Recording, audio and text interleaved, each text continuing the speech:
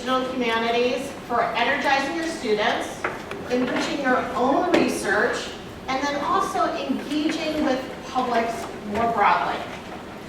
But the thing that really unites all three of those things is that I'm going to be talking about how digital humanities can help us connect what fascinates us most with other people out there.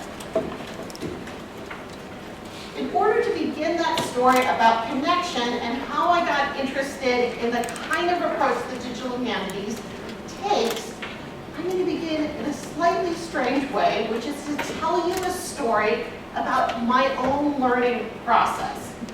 Now, I was actually not raised to be a humanist. I was raised to be a scientist. My parents are biologists, and I am known as the black sheep of the family. If you doubt this, all you have to do is ask one of my colleagues in the biology department at Reed College, who knows my parents, who came up to me very early when I was working there and said, "Laura, what happened to you? You had such a great beginning." And I was like, "Bob, I'm just in the English department. It's not like I'm a drug dealer or something, right?" But there is this perception, you know, a step down to the humanities. But that said, I learned a tremendous amount by going out into the field sites with my parents from an early age. Now, some of the things that my twin and I learned were fairly mundane, such as, doesn't hurt to get a little bit dirty, or even a lot dirty. And if you're holding rotten duck eggs, be very, very, very careful. Some of the other things we learned, though, were to ask questions in the way that academic researchers do, and the way anybody who's had a small child knows all too well. Because what is a child's favorite question? Why? Why? So my whole childhood, we followed my parents around saying, "Why? Why are we picking up these snakes? Why does this snake bite me and not that snake? Why do we need to make them throw up? Why do you care what they ate? Why? Right? So very early on, I had this very active model of how to begin asking questions that my parents would show how they led to real research questions. This would sort of be taken up a step further when I was in middle school and my parents had a new field site. Does anybody know where this is? This is Broward, Colorado Island, the Smithsonian Station, in the middle of the Panama Canal. Now, one of the things that I've learned at this stage was sometimes it's almost as important to know what you don't know as what you do know. So, for example, we thought the people who lived there full time were a little goofy, that they never went down over, was kind of over here, there was a lovely raft that floated, you could take a canoe over, you could sunbathe on it, you could jump into the water, it was so cool, it was so lovely, and it took us a very long time to realize we needed to ask, why weren't other people doing that? Because, does anybody know what the answer is? Whoops, I'm going the wrong direction. It was the place where the crocodiles came to rest. And so when we finally did ask, we never went back there again, right? So, very important moment as an academic. Each of us only know as much as we know that we don't know. So my experience about learning is very hands-on. I like the kind of learning where you're engaged and you're interacting, and where I'm not just sitting in one little spot all the time. And I suspect some of you, even if you weren't like me, or this sad little wolf who has a transmitter on her back, even if you weren't raised by scientists, you might also have had this very hands-on early experience with the power of interactive and physical learning. And I'm going to guess that the first place that this might have happened for you was not with eating food, but with cooking food. How many people, the first place you ever cooked something was you read a book? No, not me either. How many of you went into a kitchen and stood around with a relative and watched them and then messed up a lot in the kitchen and made a mess, right? So that very hands-on process, really important. My grandmother's recipes that I have now that I can make, they're really just a list of ingredients. They don't have anything else to them, right? They don't even have the amounts. The idea is, if I give you a list of ingredients, you know what you're supposed to do with them because you've sat in the kitchen messing up so many times, right? And I think any of us who have tried cooking based on a cookbook have that sad feeling that sometimes the printed word doesn't just quite communicate as much as it should have, right? I can't believe I'm the only person who's had this experience, right? It looks so good in the book. Well, it turns out that if you've had that experience of liking that interactive, engaged kind of learning, there's some good pedagogical reasons for it. Namely, there's mainly 3 different kinds of learners. And this is broken down a little bit differently by gender, but there are people who primarily learn visually, people who mainly learn auditorily, and people who like to move, like when they learn. So if you're a visual learner, to get from the hotel to here this morning, I would have given you a map. If you're an auditory learner, I would have just told you how to go and you would have been happily on your way. And if you're a kinesthetic learner, you're going to be like me, where it would have helped to have actually walked the path over here once already. So this is the moment where I'm actually going to try and have you do some of the things that I'm talking about. So I've told you that I like this idea of the interactive learning. Let's go ahead and try an example. So what I'd like people to do, if you have a computer with you or a phone, I'd like you to go to slido.com. Okay, so what I'd like you to do is actually think about, how do you learn best? Are you somebody who's auditory? Somebody who's visual? Or you're one of those, I like to be in the kitchen and doing stuff? Statistically, actually more people tend to be kinesthetic learners. So about 37% of people tend to be kinesthetic learners. And it's funny what I said earlier, I work on material culture, I'm a pretty visual learner, so I'm loving the visuals too. Auditory is second, and visual tends to be the least percent, it's about 29% typically.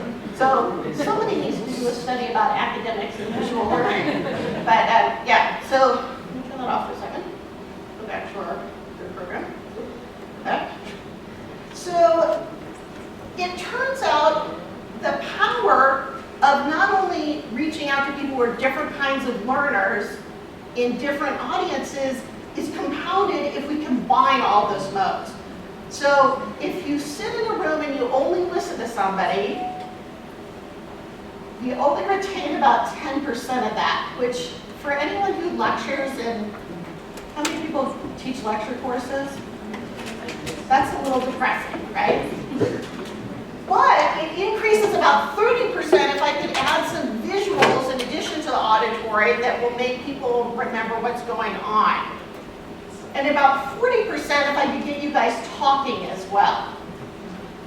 But the thing that's really sort of magical to me is that last little monkey, which is it leaps way up to 70 to 100% if I could get you guys doing something at the same time as you're listening and hearing, and if you say things, you're doing all those kinds of things, then you will learn and retain things much better. Which explains why I know a lot of really useless trivia about snakes, and I like to cook today. So it worked well when I was a child, but it turns out it works well for adults as well. So it turns out we have some magical device out there that actually people use all the time for learning that does all 4 of those things, right? Unfortunately, though, I don't know what this monkey in Japan is doing with his learning device, but at least in my household, people are using it to learn all sorts of seemingly useless things, right? You know, Pokemon, Minecraft, YouTube, whatever they're doing, it's not the stuff that I'm working on, right? Like, very rarely does my 9-year-old reach out to Jewish studies websites. So what I want to do is harness that power of those devices that people already have, and that way that people already, particularly for our students, are already using all the time for learning. And I'm just going to channel that learning in a direction that I want it to go in. So when I'm talking about digital humanities, I'm really talking about this intersection between digital materials and humanistic learning.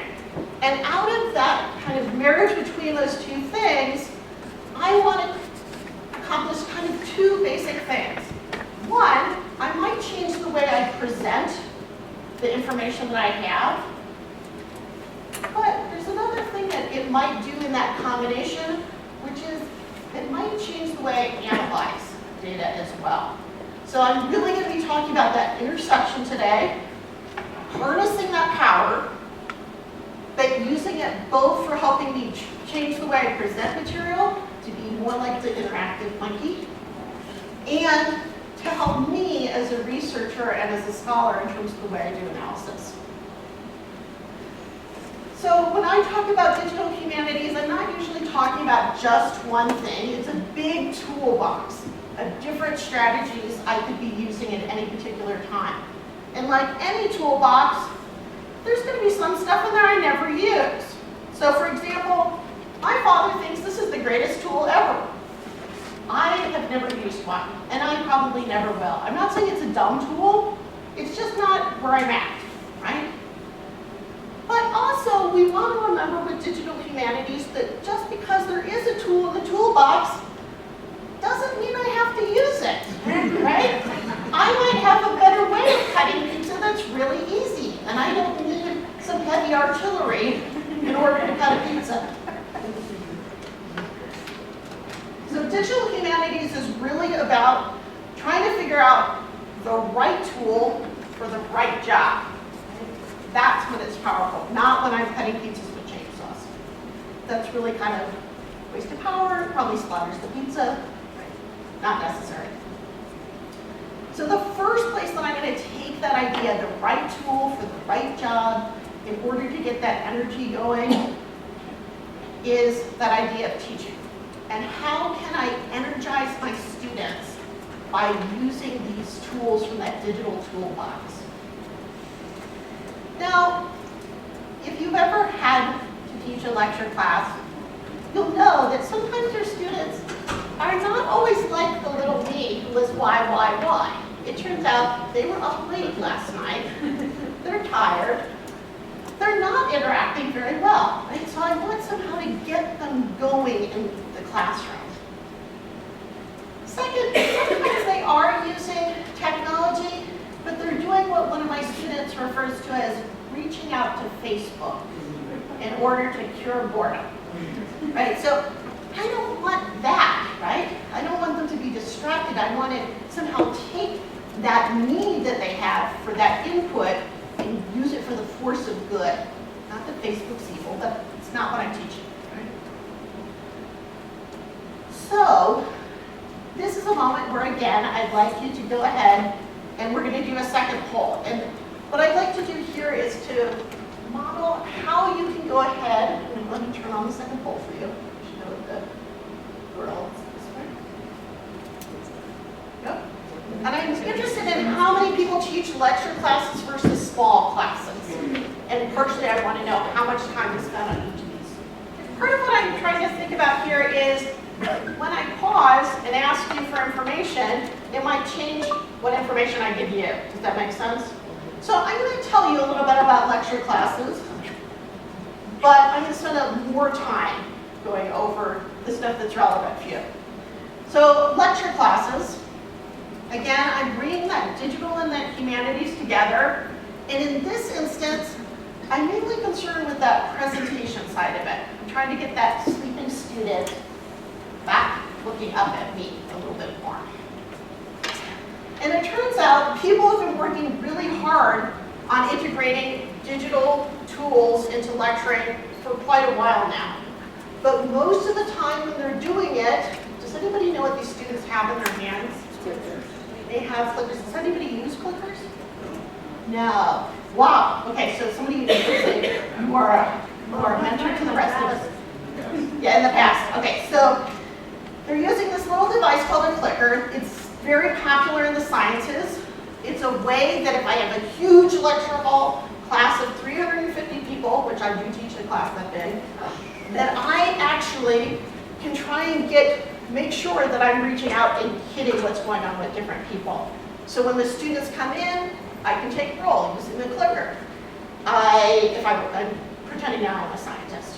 When I explain how to do a problem set, then look, I have these A, B, C, D. I can give an example. I ask you to turn to the person next to you and solve a problem, and then you enter your answer on the clicker, and I see, 80% of the people got it wrong. I guess we should spend more time on that. Does that make sense? So it's a way to check in with different people. The other thing that I can do with clickers is to do pop quizzes. So that's really how the scientists are using them. It's not great for the humanities because, first of all, my students I don't have big enough classes except for this one that I team teach, that they're gonna buy clickers. The clickers are actually a bit of money to output. And second, how many of you do multiple choice questions in your class? Like never, right? I've worked really hard trying to think of a multiple choice question. Kind of doesn't work. But what those clickers are doing is trying to get at that 7 to 100%. So my idea with the digital humanities is to try and figure out how can I use something that my students have with them already, unlike a clicker, and get them to interact in a similar sort of way. So you've already seen one example of that, which is the polls that we've done. So one way that I'll do the polling, for example, my huge class is the Introduction to Humanities class that I team teach. It has 350 people. When I lecture on gender in the antiquity, I'll give 4 different models of gender in antiquity as a sort of theoretical introduction. And then I'll say to them, okay, you read the text. Which model do you think fits the text best? They'll take a poll and they'll vote. And then I'll go ahead and give my analysis. And then afterwards they'll vote again and see whether they were persuaded by me. But it gets them some of that asking of questions moment. The visuals you've also seen a little bit of in terms of trying to match a visual that will help you remember. The monkey with the little thing you will probably remember longer than my name. And I'd like to do one more example of that, which is questions. And we're going to go back to the Slido, and you'll see that you should have an option of going over to questions instead of polls. And this is a moment where I'm going to take a cue from the people in the sciences. And if you're sitting next to somebody, talk with them about what your questions are. So go ahead. Have you figured out now how to put in the questions? Okay. So I'll switch over to that in a second. Go ahead and put the questions in. Notice you can vote questions up or vote questions down. Makes it seem like it's some weird reality show, but that's not the point. What would be the advantage of students voting questions up or voting them down? Learning whether they're interested in the question. Yes, so normally when I just ask questions in a big lecture hall, it's the same person, microphone, who always says the question every single time. So this way, the quiet people can ask questions, and they get a vote like, I like that question, as opposed to just one vocal person. Okay, so I'm going to go ahead and... Can you explain it? I'm sorry. Yes, surely. So, is it running you something or something? So, the advantage of having multiple people get to ask questions is there isn't the same guy in the front who always asks the question, blessed as he is, right? Because without him, there would be no question. But this way, you get a range of people, you get people talking to each other, so remember the monkey did better if he could talk to and then vote on the question. By voting on them, you see what are the ones that most students care about, as opposed to just random loud person said. Okay, so are people typing in questions and voting on them? I'll get that over to you. What is it about? What type of question? So somebody asked a question that I was hoping that they'd be questions about digital humanities in the presentation, but they could be big picture questions, and apparently I'm going to be beholden to whatever you guys come up with. So,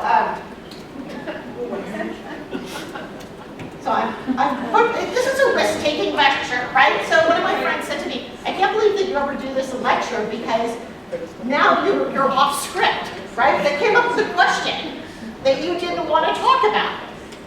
Well, yeah, but it was important for me to know they had that question, right? So notice people have, who wants tequila? Well, you guys, that's an easy solution. You've got tequila in your bag.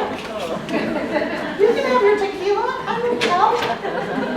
Okay, and your top one was how to use digital humanities if you're not tech savvy.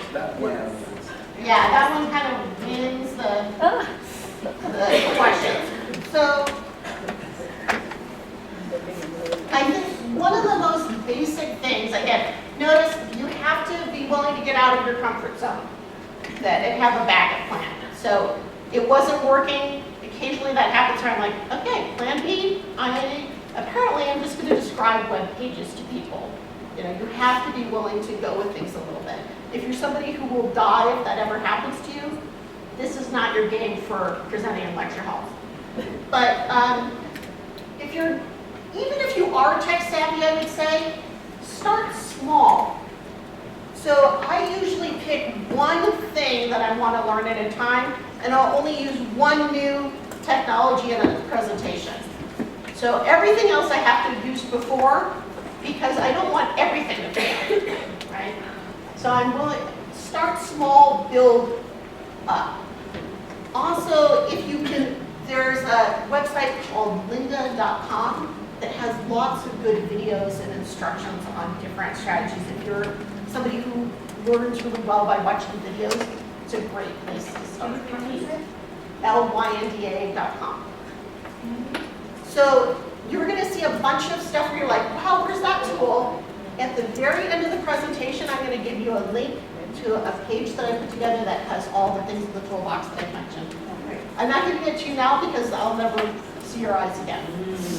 So, but at the end, you're going to get it. So you don't need to worry about writing stuff down. And if there's stuff like lynda.com that comes up, I'll add it later. So I would say basic issue. Figure out where your comfort zone is and don't go 20 miles outside of your comfort zone. Take a little step outside your comfort zone and build slowly over time. Okay, so get rid of that. Back over here. Okay.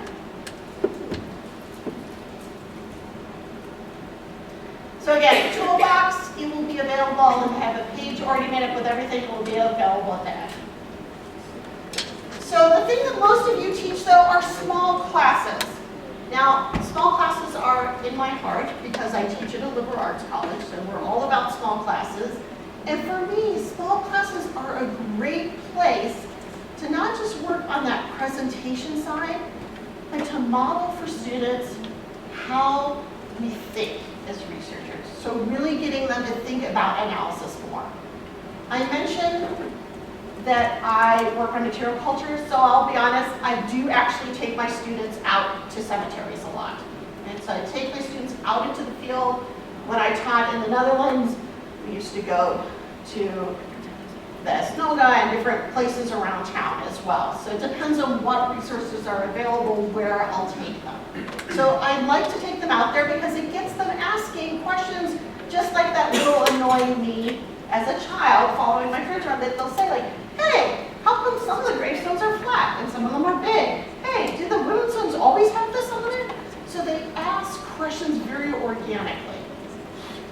Unfortunately, my time period is before Oregon became a state and before there were Jews in Oregon. So I can do some of that modeling out and about, but I can't teach my own time period in that same sort of way. And so the way that I recreate that experience of being able to go out and see sites is by using digital archives.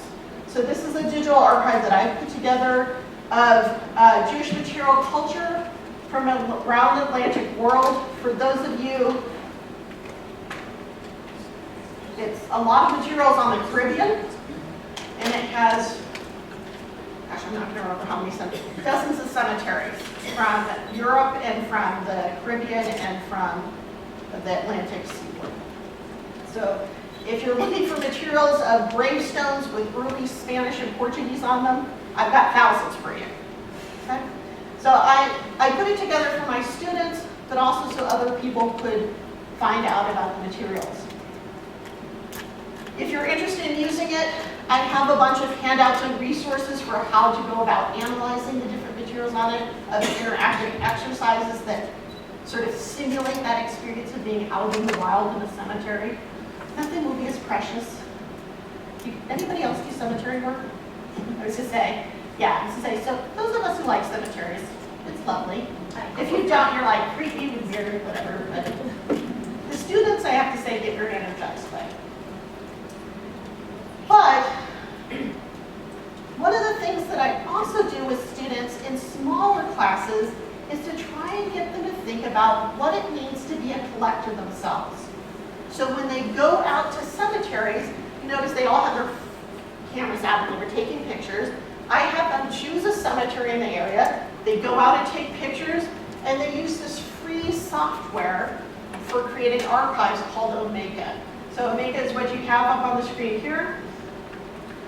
And they put together galleries, and they write an analysis of their cemetery. The second thing that they do is they can share then their images with the other students, and they have to write a comparison between their images and one of the other cemeteries in town based on the other students' findings.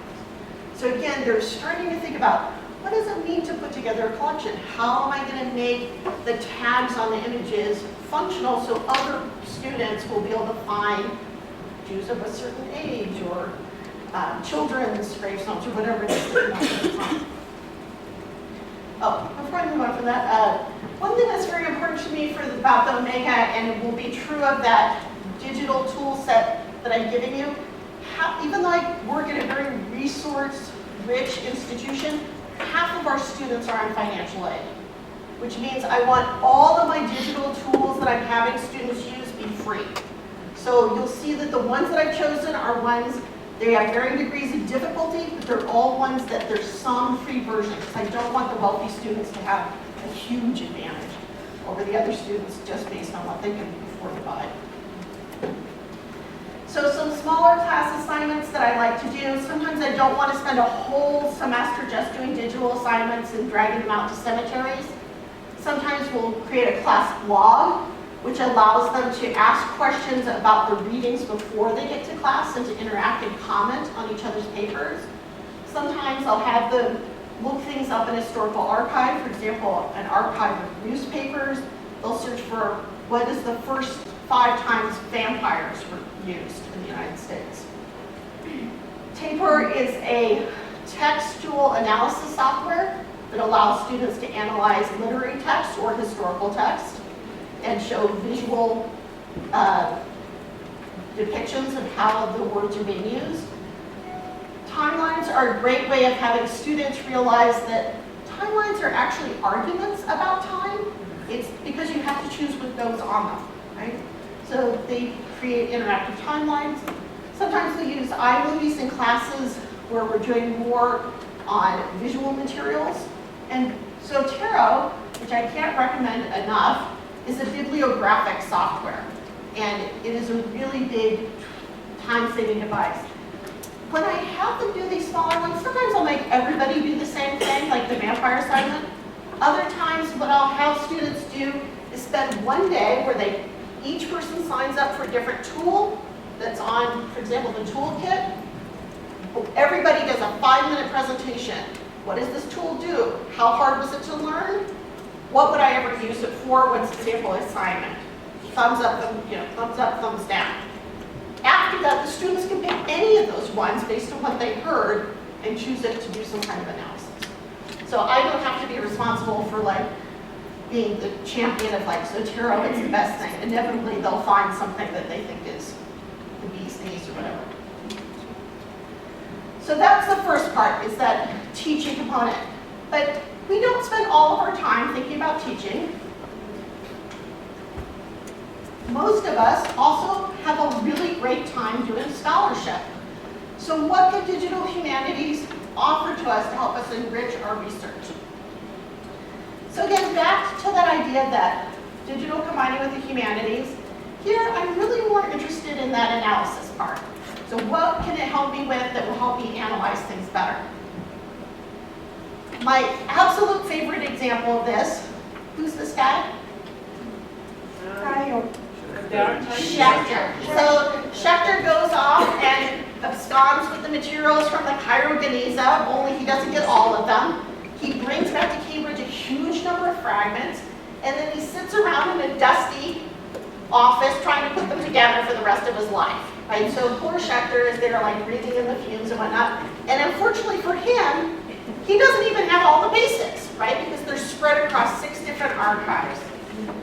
So poor Schechter, even today, we've had a horrible time, up until very recently, matching all the little pieces, because they're spread all over the place, right? And it's very time consuming. Enter in digital humanities. A research team in Israel had the fantastic idea of, one, let's digitize all those materials across those 6 archives. 2, a group of computer scientists joined up the humanists and wrote a script to match all the little edges. And within 2 weeks, they had made more matches than in all the preceding decades. So very powerful, right? Much better way to go about doing it than having to sit there and match them one by one. But not all of us have a team of 17 Israeli computer scientists there to help us. So what's a smaller project that might also benefit from that? This is another Geniza project that's by a colleague of mine that's at Lewis and Clark, just across the river from Reed. And he was using a Moroccan Geniza, and he was using that same software I was talking about earlier, Omega. The reason why I have my students use it, besides that it's free and it's awesome, is it's an interactive archive. So it has a lot of plugins to allow people to interact with all the materials. He used it so that people out there in the general public can go ahead and translate. He has maybe 6 different languages in his archive, some of them very obscure. People can translate and transcribe the different materials and submit them to him, and he's getting some of his work done for him, which sounds good, right? So good example of like harness some of the power out there by creating a smaller archive, not that huge one, without the huge tech team. So I just want to again say a little quick warning back to that chainsaw and the pizza thing. So we have so little time for our research. So the digital stuff can be very like sparkly and exciting. I have to say, I must think of 10 great digital projects I could do, and then I remember, oh yeah, I work on the colonies, and maybe I should just do what I do, right? Do you know what I'm saying? So like, I want something that's gonna pay off. So my example besides, let's see if we can get into play. Lovely people at one of the institutions, the Technion in Israel, made it a mission. They were gonna light a Hanukkah.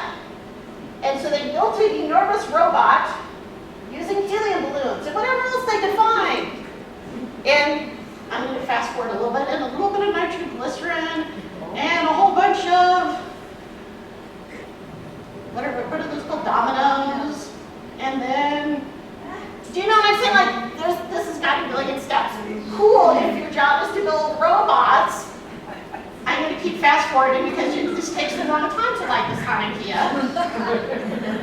Finally, they heat up some oil to heat the thing. I love how they have the just token donut there. And then finally, slowly, the computer lights the Hanukkah.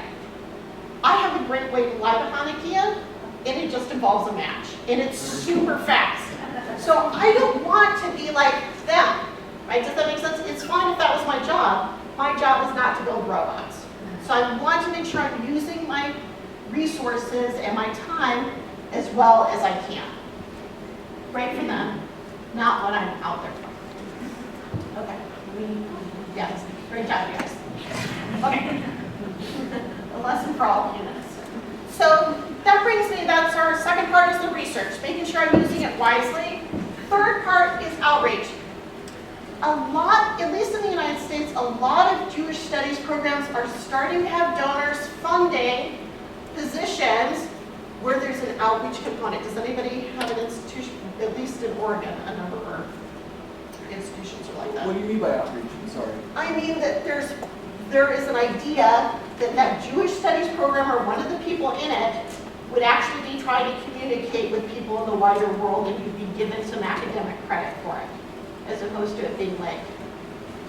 So I did a couple of public television series early on in my career before I had tenure, and my dean said to me, you need to stop wasting your time and do some scholarship that's in academic journals. And I was like, that 6 people will read. You know, it's one of those things that's sort of like, what? But so it's just an idea, if you're in an institution that has that as part of the mission, this can be a good tool for you. But let's say I want to engage publics. Well, why would I want to do that even if I don't have somebody pushing me into it? Well, honestly, it's kind of sad when I write my book and it sits on the shelf getting all dusty, right? You know, like I want people to read it, right? Like, wouldn't that be great if people knew what I was doing and cared about it? I don't want to be standing around feeling like I'm talking to nobody all the time, right? Like, we want our work to matter. So this digital humanities can provide one way of doing that. So again, partially presentation, but partially analysis going on here. My absolute favorite example of this is from the Jewish Historical Museum in Amsterdam. And the Jewish Historical Museum took what could have been a kind of dry data set. They took a list of all the people who were captured by the Nazis and all the things that were confiscated by the Nazis. And they wanted to create a digital monument. And I want to show you how the digital part of it can really make that come alive.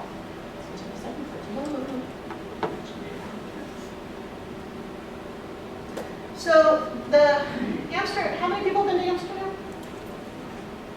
A lot of people. So you know that the historical museum's in the old canal ring, and it's in an area where before the war there were tons of Jews living in the houses. Most of those people did not come back. But there's no trace in the houses. Like, nobody knows whose houses those were up until a few years ago. So what they did was to take that information and make a digital monument that included pages for all of the people who were taken away by the Nazis, all of the households, all of the addresses, and they used a different software than Omega, but something like Omega, where people outside could add in information. And that was going to be managed by the editors. So suddenly, anytime I stop in front of a house, there's the digital app, and I can find out who lived in that house and whether that house had been confiscated. This became very unpopular with a number of the multi-million-dollar now house owners who didn't want to be reminded of it, and a number of people said, you should be reminded that your house had been owned by somebody else before the war. So you can wander around the city and basically remap the city that way. I can also look somebody up by family, so if I'm doing genealogical work.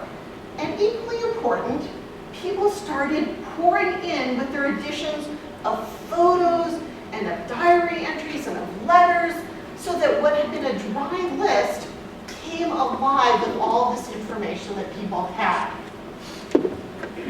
So here we have some examples of some of the lists that were added. Sometimes people would add in poems that had been written, add in, hey, there was only one person who survived, but there's been 4 children, and I'm one of those children of the survivors. And most touchingly, some families were reunited through this whole process that had been separated since the time of the war. So very emotional project, but really shows the power of allowing that contribution to get people involved.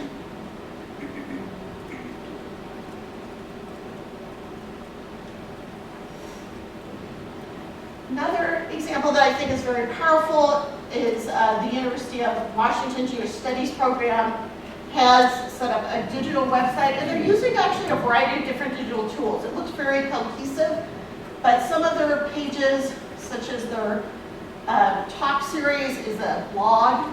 Other ones, such as the Converso Cookbook or the Digital Museum, are image archives that are more like the Omeka or the digital archives that people saw this morning.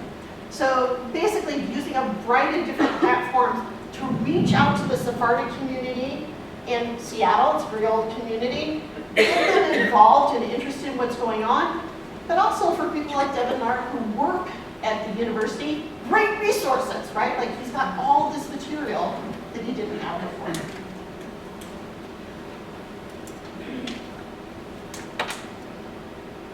So that brings me to my conclusion. And I want to remind people that there's a workshop tomorrow. If there's anything that you heard about here that you'd like to know more about, I would actually love it if we could get people learning some of the tools tomorrow. So feel free either through the questions to tell me what you'd like to learn about tomorrow, or when you come in, be ready to go. In addition, here is that URL for, and if that's too hard to remember, you can just email me and I'll send it to you. So, and a number of people had asked about cards earlier. I also have cards up front because, I'll leave that up there. But the big thing that I'd like people to take away is like lots of different tools for ways to connect. And I definitely, I'm here for the rest of the